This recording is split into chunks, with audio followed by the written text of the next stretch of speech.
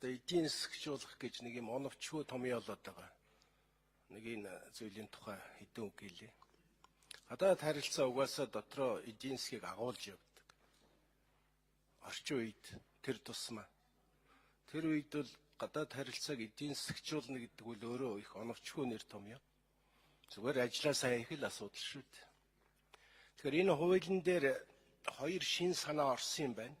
6-гийн дугаар зүйл дээр болон 8 дугаар зүйл дээр. Тэр 8 дугаар зүйл дээр нэгэнт үндсэн чиглэлд элчин сайдын яамдуудын үндсэн чиглэлд энэ эдийн засгийн дипломатын үйл ажиллагааг энэ элчин сайдын яамдуудад хийх энэ чиглэлийг оруулж өгсөн бол тэрэн тохирсон бүтэц элчин сайдын яамны төдийгүй Монгол улсын элчин сайдын яамдуудыг байршуулах энэ бодлогод нь бас тусгалаа олох хэрэгтэй. Өөрөөр хэлбэл жишээлбэл элчин сайдын яамд ийм чиг үүрэгтэй боллоо гэхэд энийг хийх хүний нөөц нь хичнээн байх.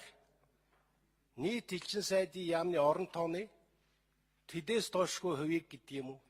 Тэдний тэднэ гэдэг юм уу?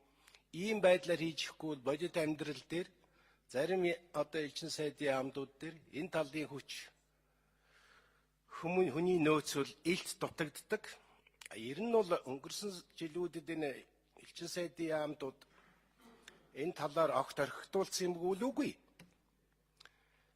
Ерөнхийдөө засгийн газарт болон бусад холбогдох байгууллагуудад энэ улсын энэ байгууллага ийм санал ирүүлж ингэж байна, тэгж байна гэсэн мэдээллийг явуулдаг. Гэхдээ хариу урвал бол энэ эндээс нь байдгүй. Бид юм захиалаад байдаг, ингээрээ тэгээрээ гэж захиалаад байдаг. Тэгээд энийг авчаад яг тэрнийхэн дагуу юу хийсэн гэдэг тийм юм нөгөө талд нь байдгүй байхгүй. Энэ бол бодиттой зүйл. Өөрөөр хэлбэл гадаад улс орнуудад байгаа элчин сайдын яамнууд Монгол улс руу технологиг шилжүүлэгч, ноу-хау ч гэдэг юм уу, инновац ч гэдэг юм уу, эсвэл одоо эдийн засаг бизнесийн холбогдлолтой Монгол улсад хэрэгтэй сайн туршлагч гэдэг юм уу, энийг явууллаа гэхэд энийг авлаа, авсан эсэх нь мэддэхгүй, эднийхний нэг бичдэг нэг үг байдгийг авснаа нотлно гэж. Нотлоо гэж нэг ганцхан ширхэг үг бичдэг яам байхгүй. Ерөнхийдөө.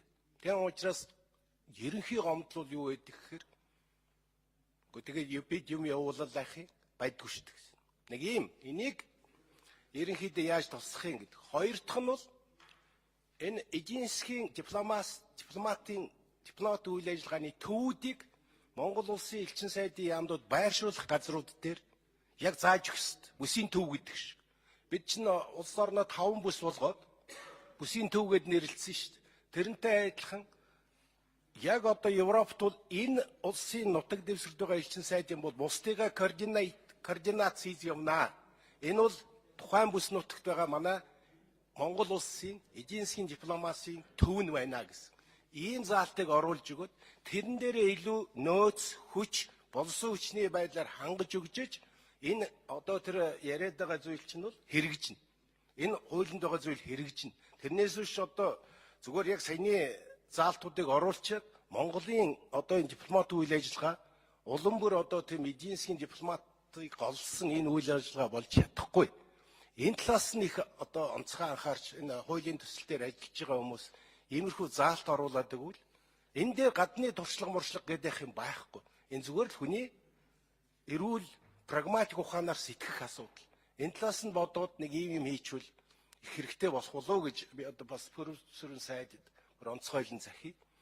Дээр нь энэ одоо энэ гадаад харилцаанд ажиллаж байгаа хүмүүсийг шинээр дахин ийм нэгэн шин чиглэлэг байгуул эднээс чинь улс орон хариуцаад явдгийг. Гэхдээ улс орон хариуцахдаа дотроо гүнзгийрч ордог. Өөрөөр хэлбэл эдийн засгийн дипломат үйл ажиллагааны чиглэлээр нь энэ Монгол улсад хэрэгтэй эдийн засгийн мэдээлэл болон үйл ажиллагааг хийх энэ талаас нь ялангуяа хөрөнгө оруулалтыг татах иймэрхүү талаас нь бас сайн анхаарсан заалтууд байх хэрэгтэй. Дээр нь эндээс мэдээллийг маш зохион байгуулалтаар хангаж өгөхгүй мэдээлэл байдгүй юм байна л. Иймэрхүү заалтуудыг их оруулж өгвөл хэрэгтэй баха гэж бодож дэмжинэ.